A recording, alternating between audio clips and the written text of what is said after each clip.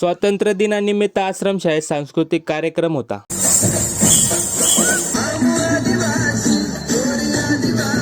नमस्कार मंडळी, आजच्या नवीन व्लॉगमध्ये तुमचं स्वागत आहे. ही शाळेची रॅली आणि झेंडा बघून तुम्हाला कळालंच असेल की आज स्वातंत्र्य दिन आहे. त्या अगोदर तुम्हा सर्वांना 79वा स्वातंत्र्य दिनानिमित्त हार्दिक शुभेच्छा मंडळी. आपली रितिशा तर सकाळीच तयारी करून तिच्या आजी सोबत रॅलीत सामील झाली होती. आणि मंडळी, तुम्ही कोणत्या शाळेवर ध्वजारोहणाच्या कार्यक्रमाला गेले होते ते कमेंट करून नक्की सांगा बरं का.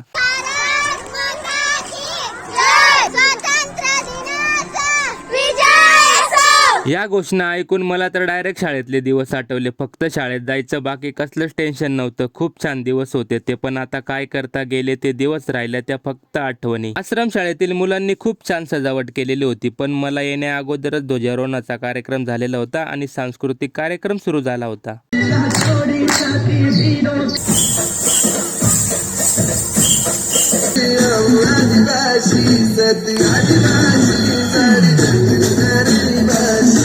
खूप छान नाचल्या या मुली. त्यांच्यासाठी एक लाईक तर झालाच पाहिजे. चला मग, इथला कार्यक्रम संपला आणि तुम्ही पण लगेच आयडीला फॉलो करून घ्या. भेटूया उद्याच्या व्लॉगमध्ये मंडळी.